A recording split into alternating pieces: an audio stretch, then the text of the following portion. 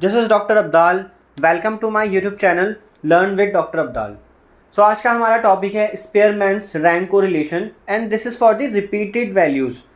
तो last video में मैंने जो स्पेयरमैन्स रैंक कोरिलेशन डिस्कस करा था वो मैंने नॉन रिपीटेड वैल्यूज़ के लिए करा था और इसमें रिपीटेड वैल्यूज़ के लिए करेंगे। तो हम ये जो टॉपिक होता है ये रैंक से ही रिलेटेड होता है। इसमें हम अगर हमारे पास दो वेरिएबल है एक्स और वाई, उसको हम रैंक देते हैं और फिर उनकी रैंक को कंपेयर करते हैं। फॉर एग्जांपल कुछ कंटेस्टेंट हैं, उनको जज ए ने कुछ रैंकिंग दी एंड जज बी ने कुछ रैंकिंग दी। अब हम उनकी रैंकिंग में सिमिलैरिटीज़ देखते हैं कि उनकी रैंकिंग जो है वो कितनी सिमिलर है, वो कितने पॉइंट्स पे एग्री कर रहे हैं या डिसएग्री कर रहे हैं, मतलब उनकी रैंकिंग में कितना एग्रीमेंट है और कितना डिसएग्रीमेंट है। तो वही हम रैंक कोरिलेशन में डिस्कस करते हैं, तभी इसका नाम होता है रैंक कोरिलेशन, मतलब कोरिलेशन फाइंड कर रहे हैं रैंकिंग के अंदर। बट हमने लास्ट वीडियो में ये तो सीख लिया कि कैसे कोरिलेशन फाइंड करना है रैंकिंग में, बट हमने अभी तक रिपीटेड वाला केस नहीं डिस्कस करा। फॉर एग्जांपल किसी स्टूडेंट के मार्क्स हैं, ठीक है, कोई एक्स स्टूडेंट है या फिर मार्क्स का कॉलम बना लो आप, मार्क्स हैं आपके पास और उसके मार्क्स इस तरह से 99, 98 इस तरह से कुछ मार्क्स रिपीट हो रहे हैं बच्चों के।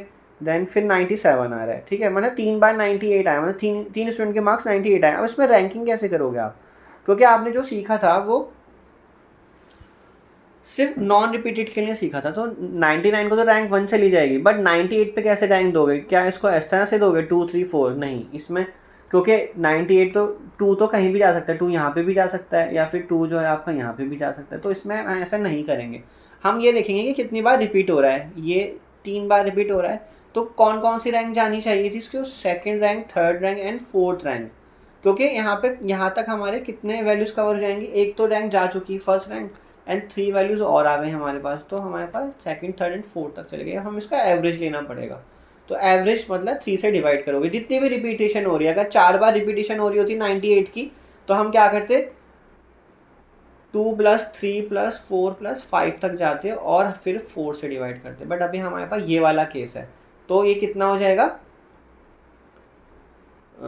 4 + 3 7 9/3, तो ये हो गया 3। तो इसमें जो रैंक जाएगी ना, इनको तीनों को रैंक 3 जाएगी। तो ये रिपीटेड रैंक जा रही है, लेकिन हमने उन तीनों की रैंक का एवरेज निकाल लिया। अब किसको सेकंड जा रही थी, किसको थर्ड जा रही थी, किसको फोर्थ जा रही थी, इसमें कोई मतलब ही नहीं रहा कि कोई स्टूडेंट कहेगा ना कि सर सेकंड मुझे दो, कोई स्टूडेंट कहेगा नहीं सेकंड मुझे दो। अब इसका कोई फ़र्क नहीं पड़ेगा, क्योंकि हमने उन तीनों की रैंक को ऐड करा और उसका एवरेज निकाल लिया। तो इस तरह से हमने रिपीटेड डेटा में रैंक दी जाती है। अब जो नेक्स्ट रैंक जाएगी ना, वो पता है क्या जाएगी? क्योंकि आप 4 रैंक ऑलरेडी कवर कर चुके हो, ये अगर आप काउंट करो तो आपने 4 रैंक कवर कर ली है, ठीक है ना। तो अब नेक्स्ट रैंक जो जाएगी ना वो 5 जाएगी, ठीक है। अगर नेक्स्ट उसके बाद 95 है मार्क्स मान लो, तो फिर नेक्स्ट रैंक 6 जाएगी। अगर उसमें दोबारा से रिपीटेशन आ जाए, फॉर एग्जाम्पल 94, तो क्या हो रहा है? 2 बार रिपीटेशन हो रही है। तो नेक्स्ट रैंक क्या बननी थी? नेक्स्ट रैंक बननी थी, क्योंकि 6 तक रैंक आप कवर कर चुके हो, तो नेक्स्ट रैंक बननी थी 7 और 5 रैंक बननी थी, ठीक है। तो आप इसका एवरेज निकालोगे अब, है ना। 6 रैंक तक कवर कर लिया, सॉरी 7 और 8 रैंक बननी थी, तो 7 और 8 रैंक बननी थी। तो ये हो जाएगा आपका 15/2, यानी कि 7.5 बन रहा है। तो अब 94 वाले मार्क्स जो जिनके स्टूडेंट के मार्क्स हैं, उनको रैंकिंग क्या जाएगी? 7.5। सो आई होप आपको ये क्लियर हो गया होगा। फिर इसमें फॉर्मूले में भी चेंज आएगा, वो हम आगे अभी देख लेते हैं। तो आपको रैंक देना तो एटलीस्ट आ ही गया होगा कि मैंने कैसे रैंक दी है। जो भी जितनी बार रिपीट हो रहा है उसका एवरेज ले लो आप रैंक का, ठीक है। जैसे अगर यहाँ पे आप देखो, if 5th and 6th item are equal then both get rank 5 + 6/2। तो कैसे हुआ? मतलब आपके पास मार्क्स थे कुछ स्टूडेंट के और यहाँ पे कौन सी वाली रैंक हो रही है? 5th और 6th। मतलब मान लो मार्क्स इस तरह से हैं, 94 तक तो मान लो ऐसे चल रहे हैं, तो first rank, second rank, third rank. अब मान लो नेक्स्ट जो है वो 90 और 90 आ रहा है, तो नेक्स्ट रैंक क्या जानी थी? 5th और 6th जानी थी, लेकिन यहाँ तो टाई हो गया, दोनों के मार्क्स 90 है। तो वो इस एग्जाम्पल को रिप्रेजेंट कर रहा है, ये वाला केस, के 5 रैंक जानी थी एक को और एक को 6 रैंक जानी थी। तो 5 + 6/2 करना, तो 5.5 जाएगी अब रैंक आगे, ठीक है। ये मतलब हुआ। नेक्स्ट एग्जाम्पल देखो, if 3 items are equal at the second position, 3 items are equal at the second position. तो इसमें इस तरह से बना के देख लो आप, मान लो मार्क्स हैं स्टूडेंट के सेकंड पोजीशन पे टाई हो रहा है ना, मान लो एक के 100 मार्क्स हैं, फिर नेक्स्ट जो अपना मार्क्स आ रहे हैं वो आ रहे हैं 97, बट यहाँ पे 3 टाइम्स है इक्वालिटी, तो 97 97 3 टाइम्स इक्वालिटी आ रही है। तो फर्स्ट रैंक तो यहाँ चली गई, आपने जो रैंक का कॉलम बनाते हो। अब नेक्स्ट जो रैंक जानी थी वो सेकंड थर्ड एंड फोर्थ जानी थी। अब हमें नहीं पता ना किसको देनी होगी सेकंड थर्ड एंड फोर्थ, तो हम इनका सम कर लेंगे 2 + 3 + 4, इनकी रैंकिंग का सम। एक को सेकंड रैंक जानी है, एक को थर्ड जानी है, एक को फोर्थ जानी है, बट मार्क्स तो इक्वल है। तो ऐसे कैसे हो सकता है कि इक्वल मार्क्स होने के बाद अलग अलग रैंक जा रही है? तो हम उन तीनों की रैंक का एवरेज कर रहे हैं यहाँ पे, ठीक है। तो वो आ गया 3, जैसे कि यहाँ निकाला हुआ है। तो इन तीनों को थर्ड रैंक जाएगी। तो यहाँ पे आप ऑब्वियसली एक क्वेश्चन रेज करोगे कि सर सेकंड रैंक तो किसी को जा ही नहीं रही। वो इसलिए ही नहीं जा रही क्योंकि रिपीटिशन सेकंड प्लेस पे आ गया। तो ऐसा पॉसिबल है, आप ये मत सोचना कि इसमें सेकंड रैंक नहीं दिए तो ये क्वेश्चन आपने गलत डिज़ाइन करा है या ये आपने रैंकिंग गलत दी है, ऐसा नहीं है। कुछ रैंकिंग मिस होंगी, वो रिपीटिशन की वजह से ही हो रही हैं, ठीक है। जैसे ऊपर ही देख लो आप, यहाँ पे फर्स्ट रैंक गई, सेकंड रैंक गई, थर्ड रैंक गई, फोर्थ रैंक गई, बट फिफ्थ रैंक किसी को नहीं मिली। रैंक क्या मिली है? 5.5 रैंक मिली है, ठीक है। तो इस तरह से हम रिपीटिशन में करेंगे। फिर फॉर्मूला देखेंगे नेक्स्ट के उसमें फॉर्मूला क्या बनेगा। सो कोरिलेशन फैक्टर फॉर टाइज, मतलब फॉर्मूले में जब भी आपके पास रिपीटिशन आ रही है, मतलब अगर कोई रैंक जितनी बार रिपीट कर रही है, आपने मतलब मार्क्स थे आपके पास, ठीक है, उसमें उनकी रैंकिंग करी, एक के 99 थे, फिर 99 के बाद क्या हुआ, 98 और 98 रिपीट हो गया, तो फर्स्ट रैंक गई। अब सेकंड रैंक जो है वो डिवाइड हो जाएगी, कैसे? सेकंड रैंक और थर्ड रैंक उनको आप एवरेज ले लोगे, तो 5/2 मतलब 2.5, तो 2.5 जा रही है। तो इसमें रिपीटिशन 2 टाइम्स आ गया। तो आप क्या करोगे, ये m जो है ना रिपीटिशन को दिखा रहा है, मतलब आप जो आपका फॉर्मूला होता था ना 1 - 6 × summation d² by n × n² - 1, अब यहाँ पे ना ये फैक्टर ऐड होगा पूरा, m × m² - 1/12। कहाँ पे ऐड होगा? यहाँ पे 6 तो बाहर गया,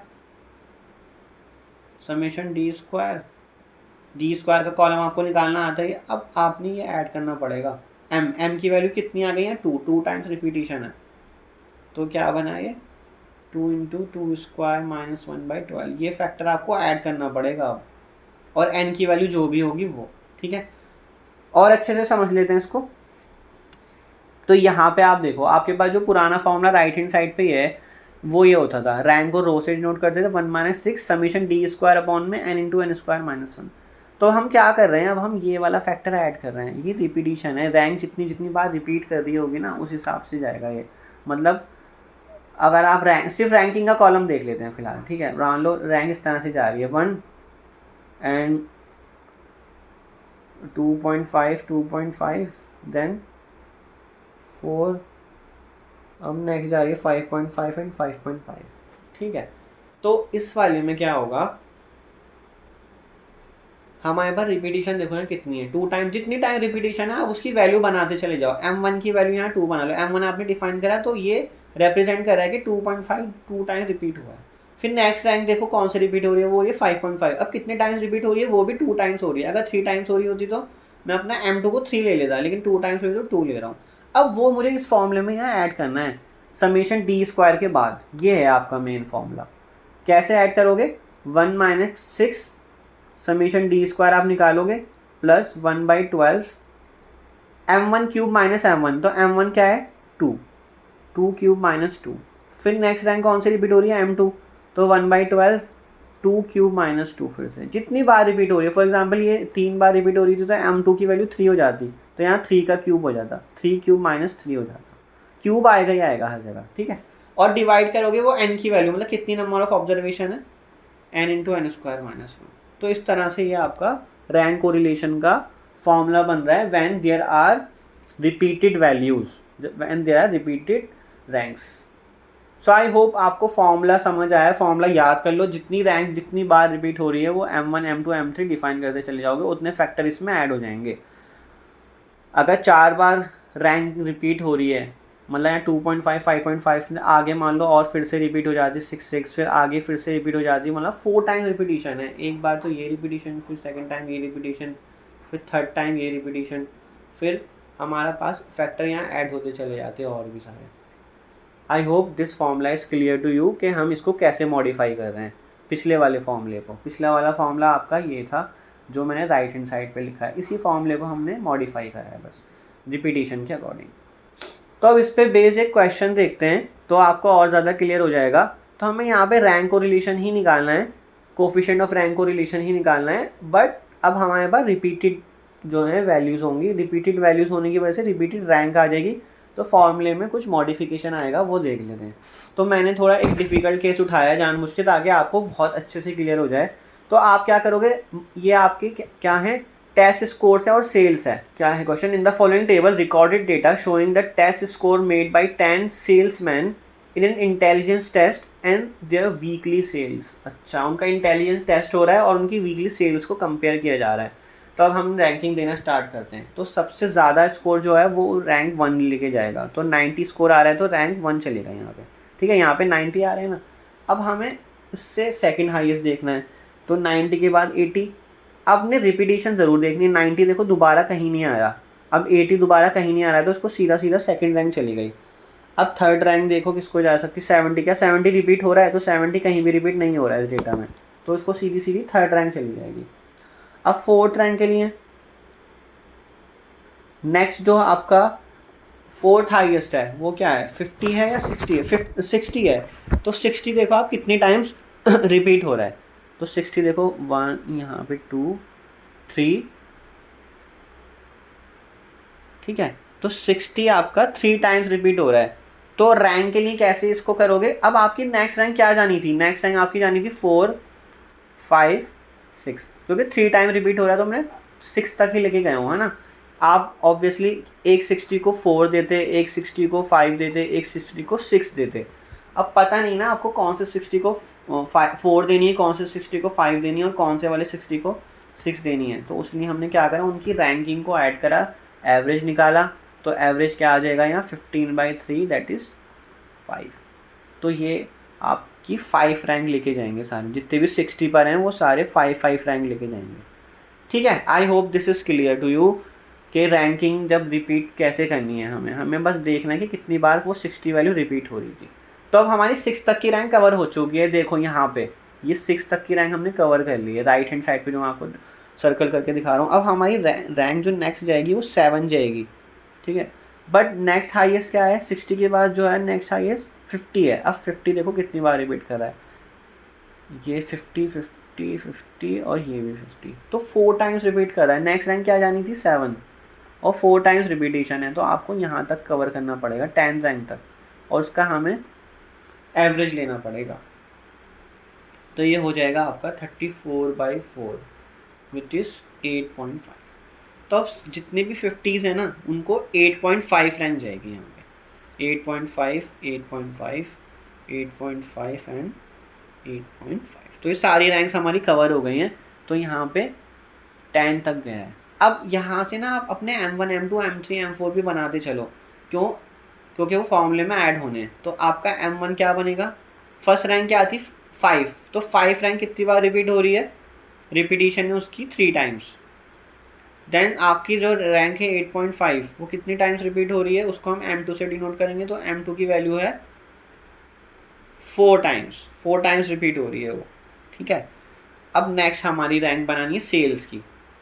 तो सेल्स का डेटा मैंने कॉलम में लिखा हुआ है। आप जब भी ये क्वेश्चन सॉल्व करो ना, कोशिश करना कि जो जिसका भी आप रैंकिंग बना रहे हो ना उसके बराबर वाले कॉलम में बनाना, वरना कन्फ्यूजन हो जाती है। दोनों कॉलम आप जब देख रहे होते हो ना, कभी कभी आप ये वाला कॉलम देख रहे हो तो ये वाली की वैल्यू देख लोगे आप, तो वहाँ गलती हो जाती है। तो रैंक का कॉलम बराबर में ही बना लेना। अब हम बनाएंगे इनकी रैंकिंग। तो फर्स्ट रैंक जाएगी हाईएस्ट सेल्स को, दैट इज़ 60, और 60 कहीं रिपीट भी नहीं कर रहा। देन 55 भी कहीं रिपीट नहीं कर रहा, तो सेकंड रैंक चली गई। देन थर्ड रैंक किसको जाएगी, 50 को, 50 कहीं रिपीट कर रहा है, नहीं। देन फोर्थ रैंक किसको जानी चाहिए, 45 को। 50 के बाद जो है वो हाईएस्ट 45 है। तो 45 यहाँ है, यहाँ है, यहाँ है, तो 3 टाइम्स है आपका 45। तो अब कौन सी रैंक जानी थी नेक्स्ट, 3 रैंक तक कवर हो गया, 4, 5, 6 तक क्यों लिखा, क्योंकि 45 3 बार आ रहा है, तो हमने 6 रैंक तक कवर करना है। तो इसका आपने एवरेज ले लेना है। तो 4 + 5 + 6 ये हो गया आपका 15/3, तो 5, तो 5 आएगी अब सबकी रैंक, जहाँ जहाँ 45 है। ठीक है ना, क्योंकि वो 3 टाइम्स रिपीट कर रहा था, तो रैंक कहाँ से स्टार्ट होनी थी, 4, 5 और 6 तक जानी थी, इसलिए हमने एवरेज लिया। अब नेक्स्ट रैंक जो जाएगी वो 7 जाएगी। अब 7 के लिए देखो रिपीटेशन है कि नहीं है। 45 तक हमने कवर कर लिया। अब 45 के बाद क्या आ रहा है, 45 के बाद आ रहा है आपका 60 दिख रहा है, सॉरी 45 के बाद आपका 30 है। अब 30 देखो कितने टाइम्स रिपीट हो रहा है, तो 30 आपका रिपीट हो रहा है, एक तो यहाँ रिपीट हो रहा है, एक यहाँ रिपीट हो रहा है, और कहीं नहीं हो रहा। तो ये सिर्फ दो बार आ रहा है। तो आपकी नेक्स्ट रैंक क्या जानी थी, 7 और 8 जानी थी। ठीक है ना, क्योंकि 2 बार ही रिपीट हो रहा है ना, तो हमें 2 रैंक कवर करनी है, तो 7 और 8 रैंक ही तो कवर करनी थी। उसका एवरेज निकाल लो आप, 7 + 8/2 दैट इज 7.5। तो अब किस किस को जाएगी 7.5, जहाँ जहाँ 30 है, 7.5 यहाँ आ गया और 7.5 यहाँ आ गया। तो आपकी 8 रैंक तक कवर हो गई है। अब आपको नेक्स्ट रैंक जो देनी है वो देनी है 9। तो नेक्स्ट हाईएस्ट क्या है, 25 दिख रहा है, 9 यहाँ जाएगा और 20 को जाएगा 10th रैंक।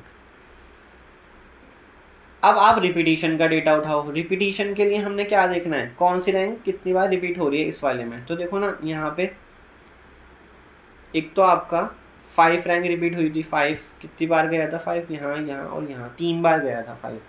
तो जितनी बार रिपीट हो रही है रैंकिंग, तो यहाँ पे 5 फिर से रिपीट हो रहा है, तो उसको हम M3 ले रहे हैं और 3 टाइम्स रिपीट हो रहा है।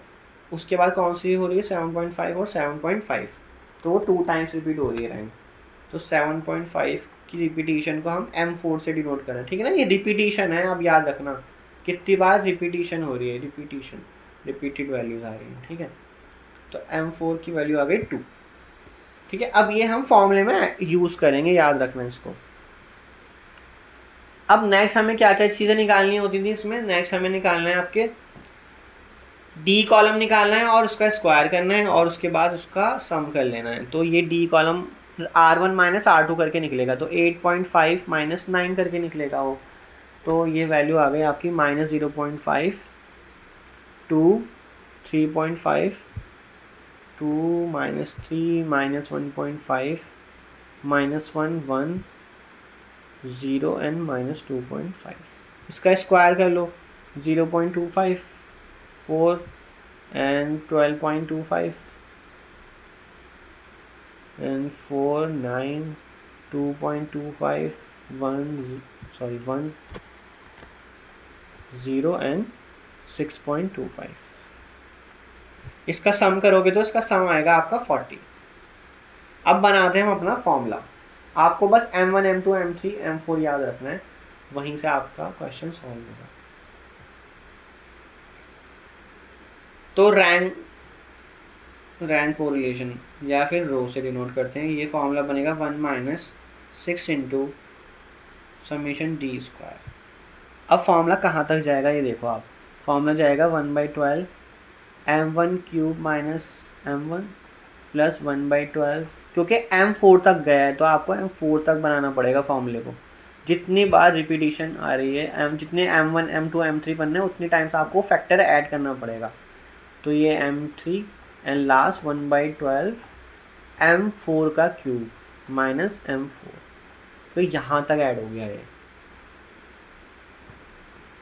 उतनी बार वो फैक्टर ऐड करना पड़ेगा जितनी बार आप रैंक को रिपीट कर रहे हो। और डिवाइड में n क्या था, यहाँ पे n की वैल्यू है आपकी कितनी बार ये डेटा है, मतलब ऑब्जर्वेशन है 3, 4, 5, 6, 7, 8, 9, 10, तो 10 है। तो नीचे मैं फिर भी एक बार लिख देता हूँ n × n² - 1। तो करते हैं इसमें वैल्यूज पुट। 6 समेशन D² क्या आ रहा है, 6.25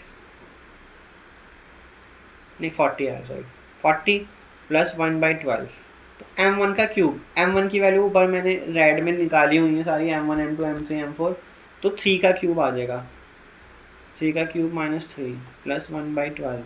देन नेक्स्ट वैल्यू क्या आ जाएगी, यहाँ 4 है, M2 की वैल्यू 4 है, तो 4³ - 4 1/12। M3 की वैल्यू क्या थी, 3, 3³ - 3, ये माइनस है क्या, एन 1/12 2 क्यूब -2। ठीक है, सारे m1 m2 m3 m4 हमने उनके फैक्टर, उनके कॉरेस्पॉन्डिंग में जो फैक्टर बन रहे हैं वो हमने ऐड कर लिए। और ये कितनी वैल्यूज थी आपकी, n की वैल्यू 10 थी।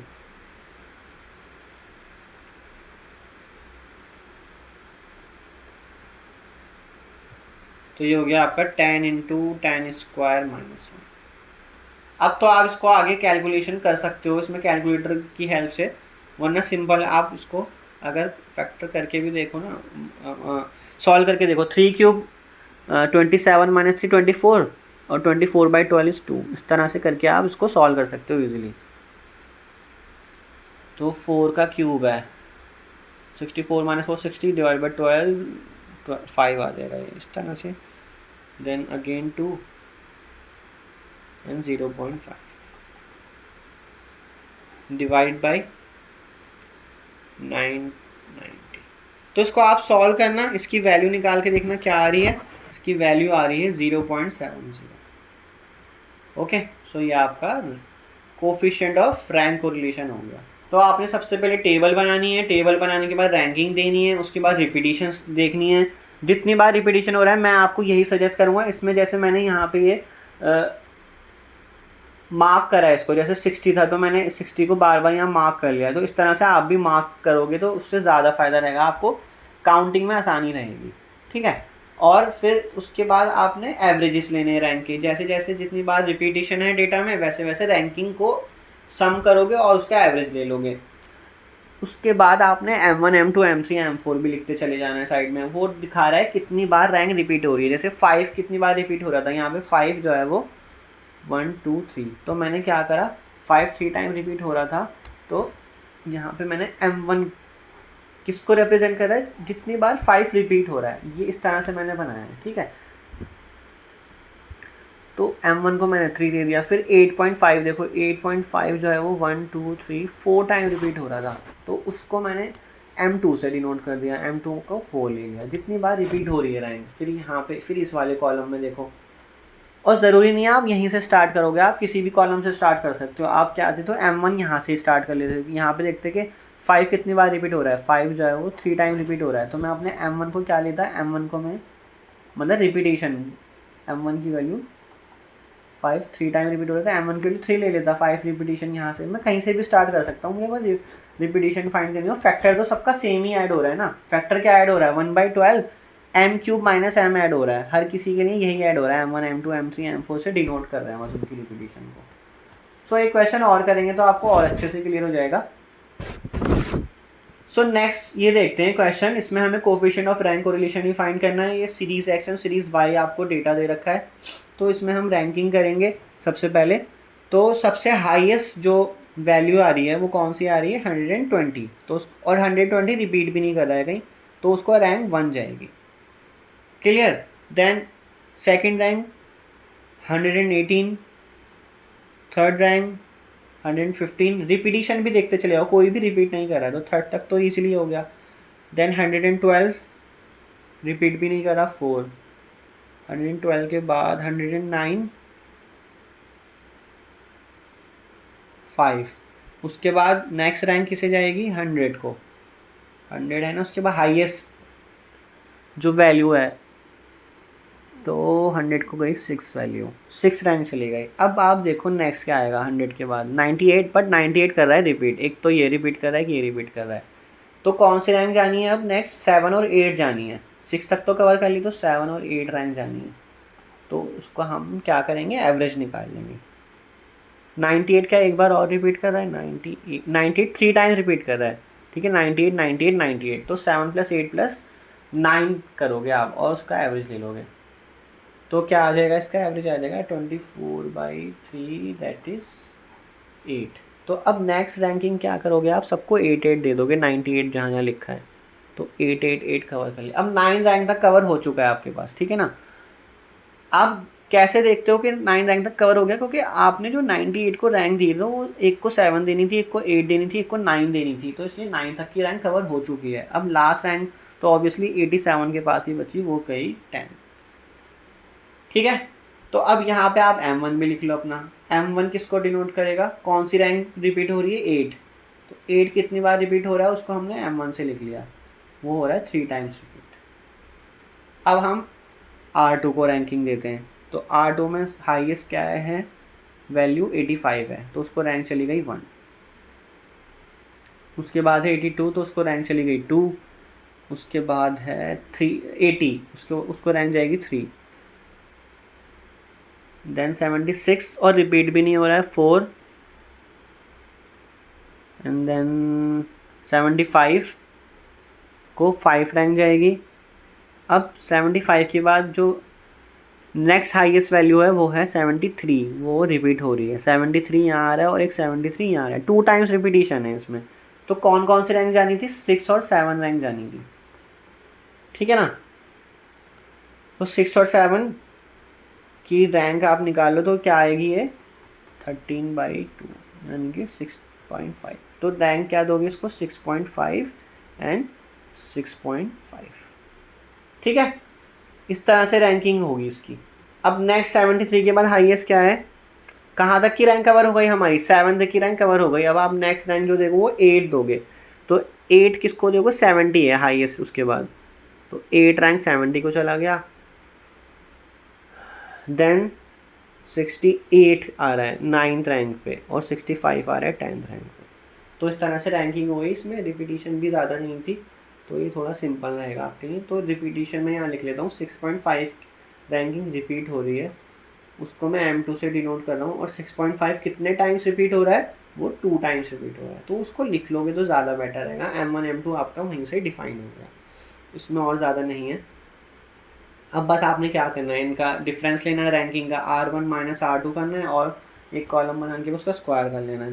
तो R1 माइनस R2 आपका बनेगा -2 -1.5 3 2 एंड देन 4 -1 -2 -0.5 -1 एंड -1। अब इसका स्क्वायर कर लो फटाफट से, 4 डी कॉलम का स्क्वायर कर रहे हैं हम, स्क्वायर तो पॉजिटिव ही आना है, 16 1 4 एंड देन 0.25 1 एंड 1। तो समेशन डी स्क्वायर आप जब करोगे तो इसकी वैल्यू आएगी 42.50, ठीक है। अब नेक्स्ट हमें क्या निकालना है, कोफिशिएंट ऑफ रैंक कोरिलेशन, इसको हम रो या आर से डिनोट करते हैं, तो वो क्या बनेगा 1 - 6 इंटू समेशन डी स्क्वायर। अब रिपीटिशन देख लो, 1/2 बार ही रिपीट हो रहा है, तो फॉर्मूले में क्या आएगा, m1 cube minus m1 plus 1/12 m2 cube minus m2।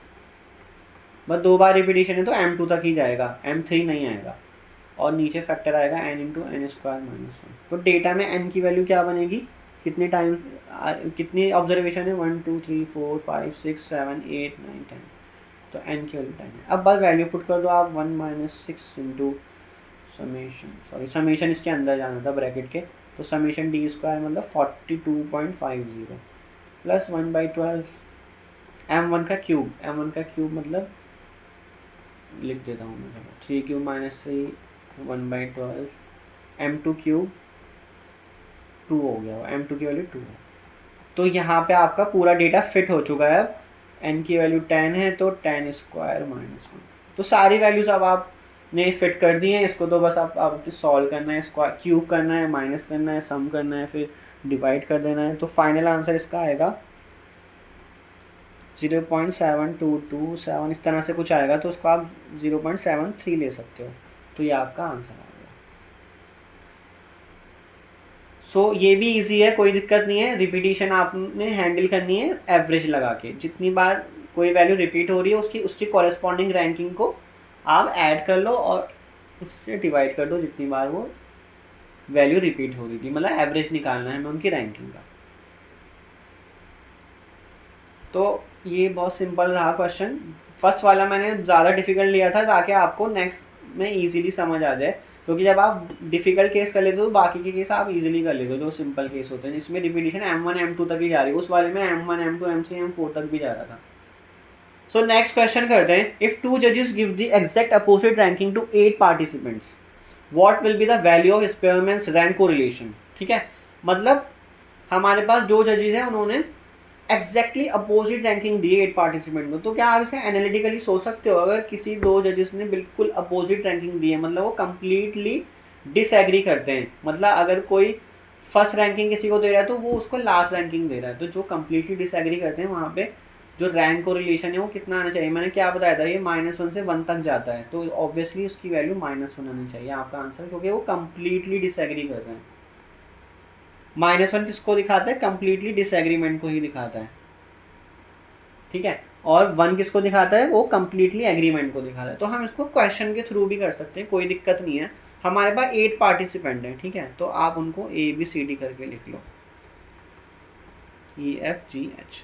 अब एक जज है, वो मान लो उसकी रैंकिंग इस तरह से, वो A को फर्स्ट दे रहा है और इस तरह से उसकी रैंकिंग मान लो इस तरह से जा रही है। ठीक है, और सेकंड जो जज है, जज 1 जज 2, इसकी रैंकिंग है, तो वो अपोजिट जा रहा है, तो बिल्कुल अपोजिट इस तरह से जाएगा, 8 7 6 5 4 3 2 1। अब इनका आप डिफरेंस ले लो, तो डिफरेंस क्या जाएगा, -7 -5 -3 -1 एंड 3 5 सॉरी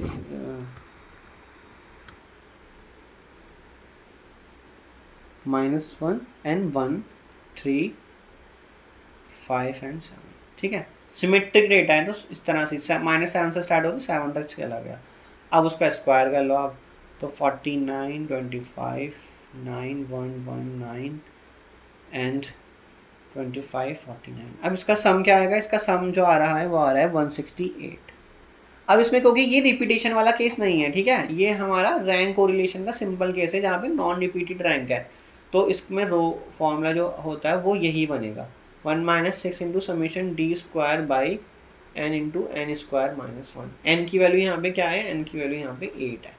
ठीक है, तो करते हैं इसको, तो 1 - 6 इंटू समीशन D² मतलब 168 बाई n की वैल्यू 8 है, तो 8 -1। ठीक है, तो ये आ जाएगा 1 -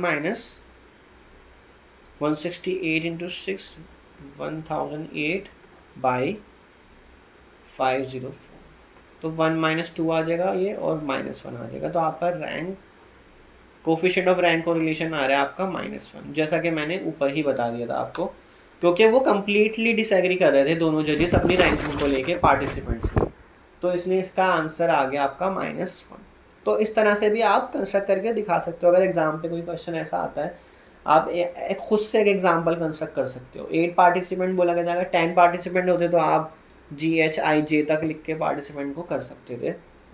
तो आई होप आपको ये वीडियो अच्छे से समझ आई होगी। तो यहाँ पे हमारा रैंक कोरिलेशन का टॉपिक भी कंप्लीट हो गया है। इसके 2 पार्ट्स बने, पिछले पार्ट में मैंने नॉन रिपीटेड वैल्यूज़ के लिए बताया था और इस पार्ट में मैंने रिपीटेड वैल्यूज़ के लिए बताया।